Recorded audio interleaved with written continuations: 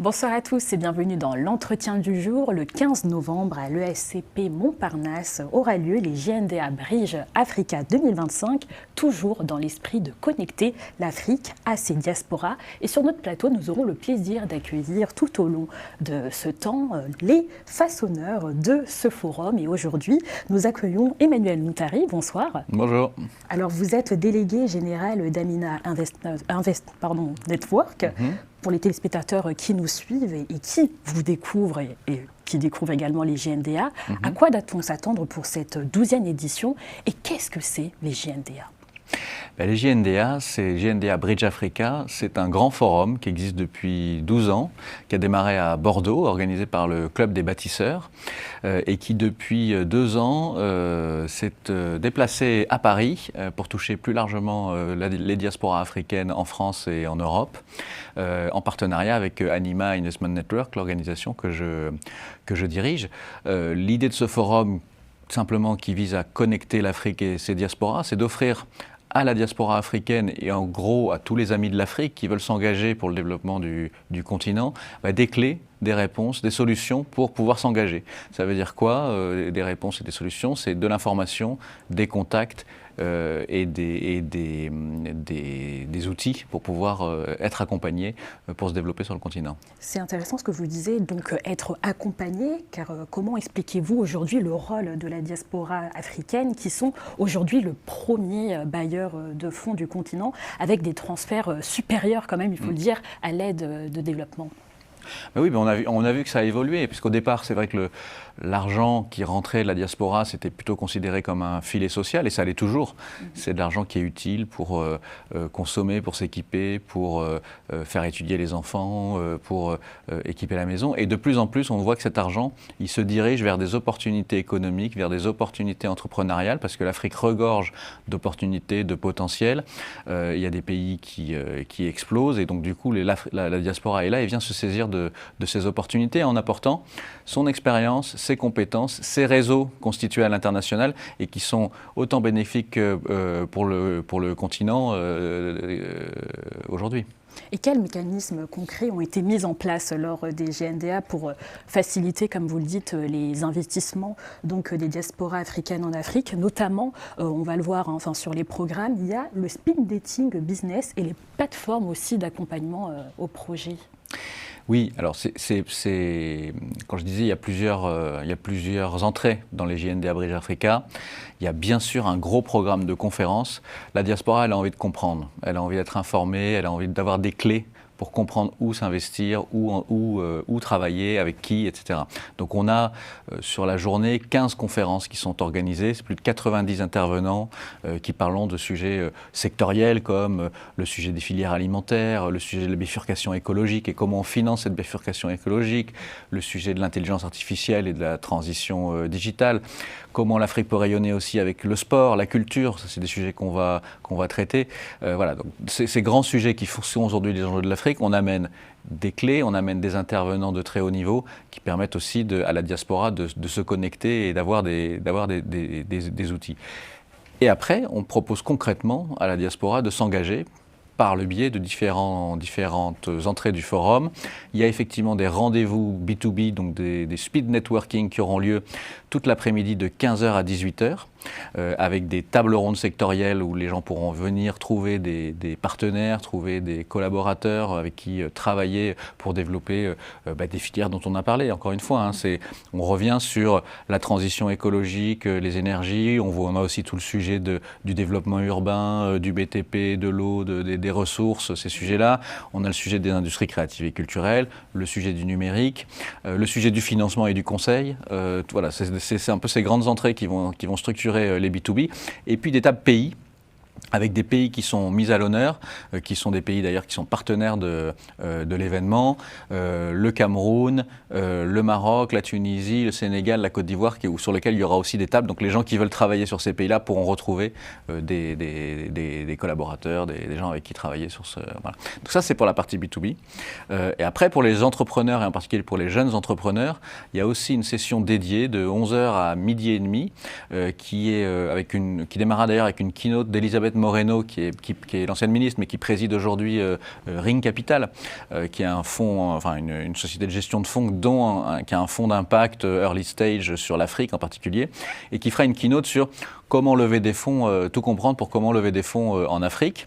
Et à côté d'Elisabeth Moreno, on a invité un certain nombre d'investisseurs, de financeurs de différentes catégories, des fonds de business angel, des fonds de comment ça s'appelle, crowdfunding, des fonds d'investissement, voilà, qui viendront se présenter et aussi aller à la rencontre des entrepreneurs. Donc on veut, dans cette édition, et comme dans l'édition précédente de JND Abridge Africa, offrir des opportunités concrètes pour s'engager, offrir des possibilités concrètes pour s'engager. J'ajoute, et vous en avez un peu parlé, il y a un forum des associations de diaspora qui est à l'intérieur des JND Abridge Africa, dans lequel il y a 13 associations de différents pays, diaspora de différents pays, qui viennent se présenter et aussi aller à la rencontre de leur public. Et évidemment, vous mettez aussi l'accent sur la ZLECAf qui ouvre aujourd'hui un marché de 1,5 milliard d'habitants. Et là, comment le forum des GNDA permet-il aux diasporas de se saisir concrètement de ces nouvelles opportunités sur le continent et surtout structurer ses valeurs euro et africaines? Alors, bah oui, c'est l'opportunité, effectivement, ce marché commun africain qui est maintenant entré en vigueur, c'est une opportunité de plus pour se dire, je vais me positionner dans un pays africain et je vais pouvoir aller me développer sur l'ensemble du territoire. Il y a des pays qui se positionnent fortement sur ce positionnement-là. Il y a le Maroc qui est le partenaire stratégique du forum, qui sera là avec un gros stand, qui fera une conférence dédiée sur la présentation justement de comment le Maroc peut aider les entrepreneurs à se déployer sur l'ensemble du continent africain et saisir cette opportunité de la ZLECAf. On a 2 plénières qui sont dédiées à ce sujet. Une plénière qui est sur les chaînes de valeur africaines et la promotion des investissements en Afrique, avec un mix d'agences de promotion de l'investissement, d'entrepreneurs, d'investisseurs, d'agences de notation qui sont là pour parler de ce sujet-là. Et une autre session avec des représentants des patronats africains aussi qui donneront un peu des clés plus concrètes sur comment ça marche cette ZLECAf et comment ça fonctionne pour pouvoir exporter, réexporter et se déployer sur l'ensemble du continent. D'ailleurs, est-ce que les GNDA fonctionnent-ils aussi réellement? Est-ce que lors des précédentes éditions, il y a eu des accords ou des partenariats qui ont été peut-être aussi portés par Amina Investment Network ou alors d'autres entreprises? Oui, alors GNDA, c'est un temps. C'est un temps avec 1000 à 2000 personnes qui sont là. L'année dernière, c'était plus de 2000 personnes qui étaient là, qui se connectent, qui font leurs affaires, qui prennent des contacts. Mais tout au long de l'année, que ce soit Anima ou le Club des bâtisseurs, on a des actions effectivement pour faire en sorte que ces entrepreneurs immigrent entre les 2 rives du continent. Le Club des bâtisseurs a un dispositif qui s'appelle Bâtisseurs africains et qui permet de faire des résidences, notamment au Cameroun et dans d'autres pays d'Afrique de l'Ouest pour des entrepreneurs de la diaspora qui sont basés en France. Anima, de notre côté, avec la métropole Aix-Marseille-Provence, on a un dispositif de soft landing qui permet à l'inverse de proposer aux entrepreneurs africains qui veulent se déployer sur le marché européen de devenir être accompagnés, incubés. Donc tout ça, ça crée des opportunités d'implantation chaque année. Je n'ai pas la visibilité sur la partie africaine. Je sais que sur la partie française, c'est 7 à 10 projets, 7 à 10 entrepreneurs qui s'implantent sur le continent européen chaque année et qui donc se co-développent entre l'Europe et le marché africain.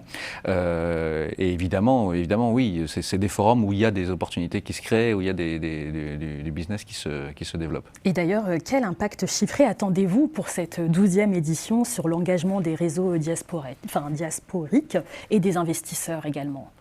Alors, si vous voulez que je vous saoule de chiffres, je peux. Mais non, voilà, je vous dis, la jauge, je pense c'est plus de 1000 à 2000 personnes qui seront présents. C'est plus de 50 partenaires qui sont associés à cette organisation. Je vous l'ai dit, 90 intervenants qui sont programmés dans les conférences. Donc, c'est du beau monde à chaque fois.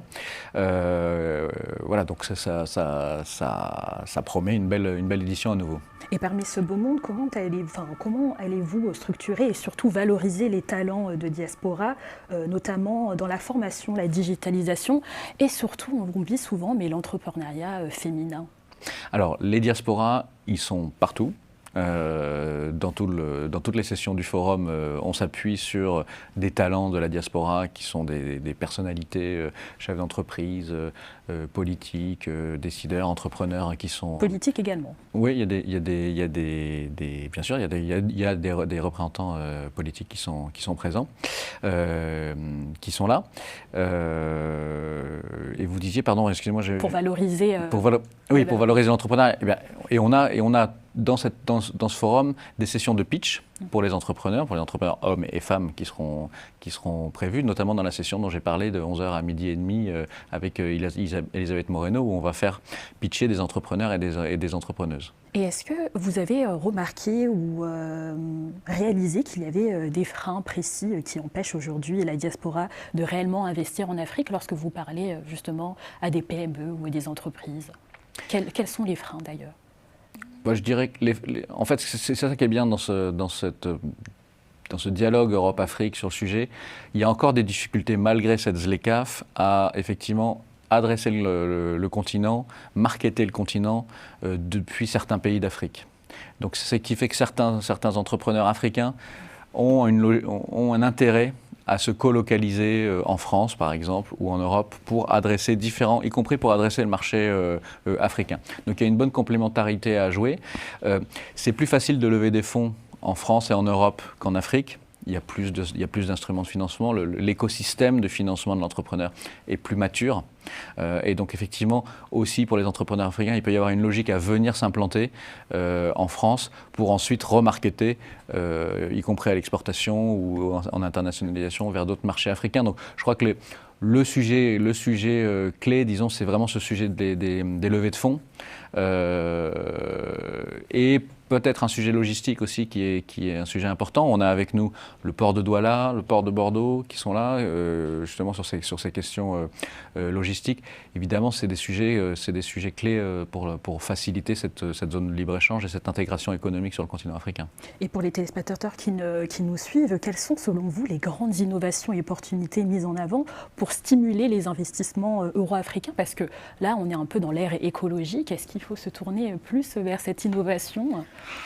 C'est évident, il faut que les entreprises du continent africain comprennent que l'écologie, ce n'est pas une contrainte. Même si, effectivement, aujourd'hui, dans le marché européen, on voit que l'Europe met en place des mécanismes de compensation qui s'apparentent un peu à des taxes carbone à l'entrée du marché européen, et ça fait peur, et c'est légitime à nos partenaires du continent africain.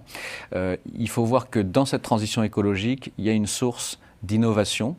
Parce que ça implique de revoir les business models, ça implique de revoir les chaînes de valeur, ça implique de réfléchir à l'organisation de la production, à l'organisation de l'entreprise. Et ça, c'est des sources d'innovation et de technologie. Et l'Afrique a besoin de monter en puissance sur ces sujets d'innovation et de technologie. Donc la transition écologique, il faut aussi la voir comme une opportunité. Voilà. Et donc des enjeux indépendamment de JNDA Bridge Africa, c'est aussi de connecter les entreprises africaines à de l'expertise pour pouvoir les accompagner sur cette transition écologique. Mais vous parlez d'innovation, je l'ai un peu dit, mais la souveraineté en matière d'intelligence artificielle, c'est un autre sujet. Aujourd'hui, l'Afrique comme l'Europe, on est dépendant des États-Unis et de la Chine pour ce qui concerne l'intelligence artificielle. Qu'est-ce qu'on fait ensemble? Qu'est-ce qu'on peut faire ensemble pour justement gagner en souveraineté ensemble par rapport à ces sujets? Et là, il y a évidemment des solutions, il y a des talents en Afrique dans le digital. Il faut qu'on travaille ensemble sur ces enjeux. Monsieur Noutari, on arrive à la fin de l'émission. Quel rôle doivent jouer aujourd'hui les diasporas euro-africaines dans le transfert de compétences et surtout de savoir-faire? Je crois qu'il ne faut pas que parler de transfert. Je pense qu'on a à apprendre aussi de l'Afrique. Donc il faut plutôt parler de circulation des compétences. On a un panel sur ce sujet, sur comment on peut mettre en face des besoins d'entreprises et des talents qui existent. Et sur les deux côtés de la mer Méditerranée, il y a des talents qui sont intéressants.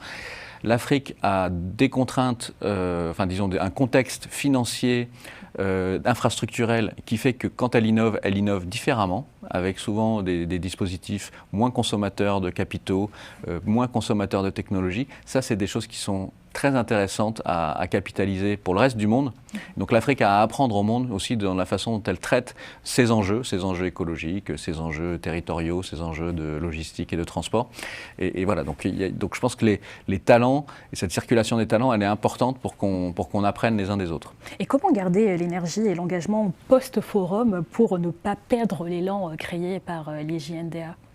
Alors, je vous l'ai dit, on est les co-organisateurs très actifs tout au long de l'année pour tisser des ponts entre les deux continents. Je crois que ce qui est fort avec les JNDA, et c'est peut-être le seul événement en France de ce type-là, c'est un événement africain. On est à Paris, parce qu'il y a une grande diaspora en France et à Paris africaine, mais c'est un événement africain. 80% des partenaires du forum, 80% des financements du forum viennent de l'Afrique. J'ai cité les pays, Algérie, Cameroun, Côte d'Ivoire, Maroc, Tunisie, j'espère que j'en ai pas oublié, voilà, qui sont les financeurs de ce forum vraiment, à côté de grandes entreprises comme Orange ou le groupe Pierre Castel, qui sont des entreprises qui sont très présentes en Afrique et qui amènent une expertise sur des secteurs clés que sont le digital ou l'agroalimentaire. Les co-organisateurs aussi. Anima, c'est une organisation qui est paritaire. Elle est administrée par des organisations qui sont en Europe et en Afrique, au Moyen-Orient, à égalité. Le président d'Anima, c'est Tarek Chérif, qui est tunisien. Le Club des bâtisseurs, c'est un club de personnes qui sont tous ou binationaux ou africains, et dont le but, c'est de tisser, de mobiliser ce qu'ils appellent des bâtisseurs, donc des gens qui vont construire des projets en Afrique et en lien avec le reste du monde pour favoriser l'essor du continent. Donc je crois que c'est ça l'originalité de et ce qui fait que cet événement dure et est fort, c'est que c'est un événement qui est un événement africain et qui vient chercher la diaspora africaine à Paris. Eh bien, on reste connecté. C'est le 15 novembre à Paris, à l'ESCP Montparnasse. Merci Emmanuel Noutari, donc délégué général d'Amina Investment Network, d'avoir accepté notre invitation. Merci beaucoup, Dani. Merci à vous de nous avoir suivis. C'est la fin de l'entretien du jour. Merci à Mustapha Kanté pour la réalisation et bonne suite de programme sur Global Africa Télé Sud.